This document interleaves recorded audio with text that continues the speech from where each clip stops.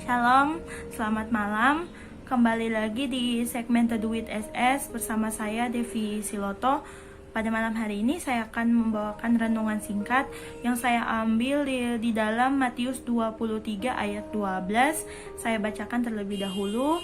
Dan barang siapa meninggikan diri, ia akan direndahkan, dan barang siapa merendahkan diri, ia akan ditinggikan. Renungan pada malam hari ini saya berjudul Jadilah Orang yang Rendah Hati. Ketika kita berbicara tentang rendah hati, secara tidak langsung itu pasti kita berpikir kalau rendah hati itu adalah sebuah sikap yang bijak, yang dimana kita itu bisa memposisikan diri kita, tidak merasa lebih benar dari orang lain, tidak merasa lebih tinggi jabatannya dari orang lain, tidak merasa wah saya lebih pintar nih dari si A, seperti itu. Nah, orang yang rendah hati terkadang menunjukkan sikap yang dimana dia mau mendengarkan pendapat orang lain, dia mau menerima saran dari orang lain serta kritikan kritikan yang berasal dari orang lain gitu. Karena orang dengan rendah hati seringkali berpikir wah mungkin saran, mungkin kritikan dari orang lain itu sangat penting buat saya untuk saya membangun diri menjadi lebih baik untuk kedepannya. Lalu bagaimana sih kita dapat melihat bahwa orang lain itu punya kerendahan hati? Ada beberapa tandanya. Yang pertama yaitu berani mengakui kesalahan. Karena setiap manusia pasti punya gengsi ya. Tapi karena kalau punya gengsi yang tinggi, hanya sedikit orang yang berani mengakui kesalahannya sendiri, baik di depan temennya, di depan orang lain, bahkan di hadapan Tuhan. Orang-orang yang tidak mau mengakui kesalahannya lebih memilih menyembunyikan kesalahannya dan berlaku munafik.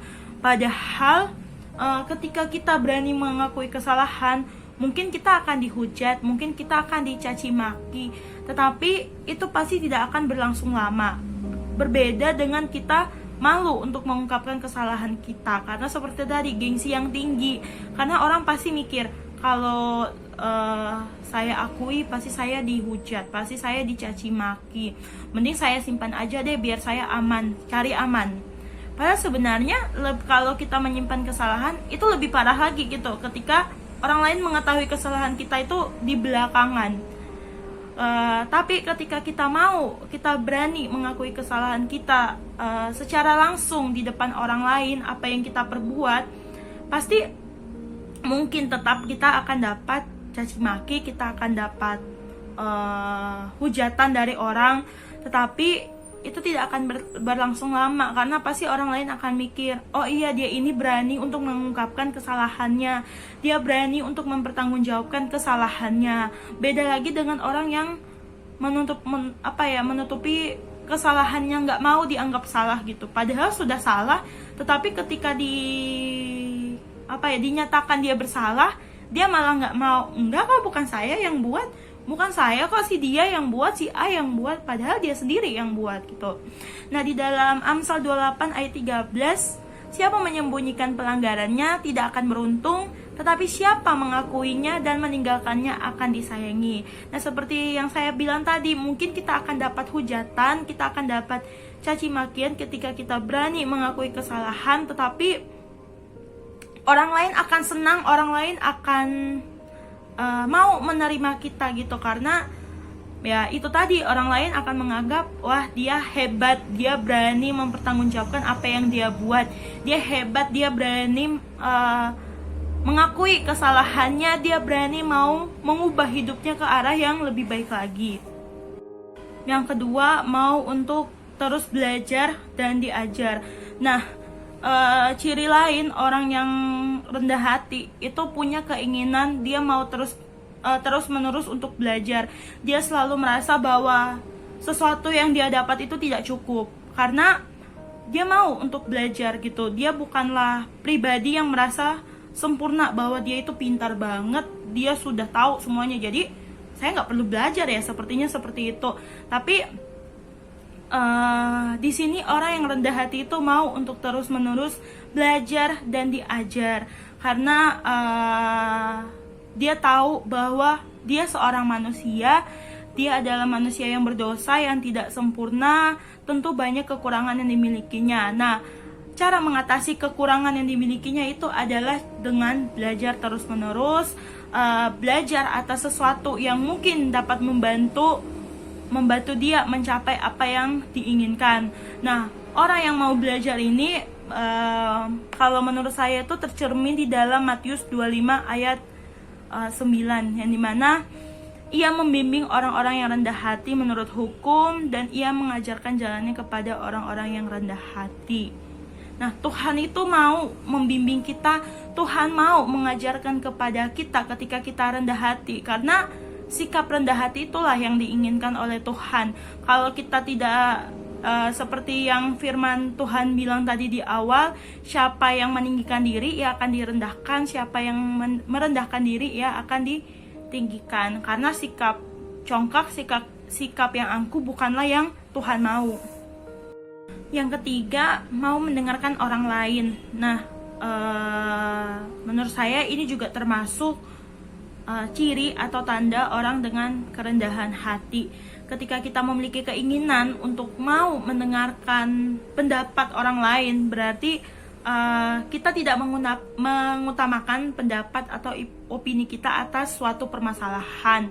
Nah, seringkali kita itu memaksakan diri, berusaha memaksakan kalau pendapat kita yang paling benar, pendapat kita yang paling dianggap bisa untuk menemukan jalan keluar, serta kita ingin diterima oleh banyak orang. Jadi ketika dalam suatu diskusi mungkin kita memberikan pendapat, kita mau kita aja gitu loh pendapatnya yang diterima, sedangkan orang lain gak usah, karena kita paling merasa, wah pendapat saya paling bisa nih diterima, dengan pendapat saya kita bisa menemukan jalan keluar. Nah, tetapi tidak dengan orang yang rendah hati. Orang yang rendah hati itu mau untuk mendengarkan pendapat orang lain. Nah, dengan mendengarkan dan menerima semua pendapat orang lain, kita bisa menemukan jalan keluar yang terbaik. Jadi kita bisa menyatukan pendapat untuk menemukan jalan keluar atas suatu permasalahan. Nah, orang yang gak mau untuk mendengarkan orang lain pasti akan dibenci, akan dihindari oleh banyak orang, karena orang-orang pasti tahu, adalah percuma saya ngomong kalau dia nggak mau dengerin, percuma saya capek-capek ngomong kalau dia malah bodoh amat gitu dengan omongan saya. Padahal kita dalam suatu komunitas, mungkin kita dalam suatu kelompok, tapi karena kita bebal, kita nggak mau mendengarkan pendapat orang lain, orang pasti akan jauhi kita gitu. Tetapi ketika kita mau mendengarkan pendapat orang lain dengan sabar, dengan menjadi pendengar yang baik, orang lain pasti juga akan senang dengan kita. Nah, saya ambil satu ayat terkait mendengarkan pendapat orang lain itu di Amsal 23 ayat 9, saya bacakan. Jangan berbicara di telinga orang bebal, sebab ia akan meremehkan kata-katamu yang bijak.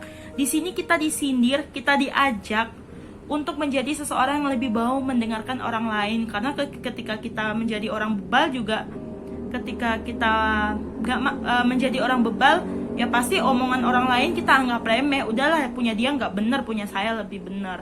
Tetapi orang yang memiliki rendah hati adalah orang yang mau mendengarkan pendapat orang lain terlebih dahulu. Demikianlah firman Tuhan yang dapat saya sampaikan. Itulah tadi tanda-tanda orang dengan kerendahan hati. Akhir kata saya mau ambil satu ayat di dalam Amsal 18 ayat 12. Tinggi hati mendahului kehancuran, tetapi kerendahan hati mendahului kehormatan. Tetaplah kita menjadi manusia yang selalu rendah hati, selalu ingat bahwa kita punya Tuhan yang selalu bekerja di dalam setiap detik kehidupan kita. Tetap semangat semuanya, stay safe and stay healthy. Selamat malam.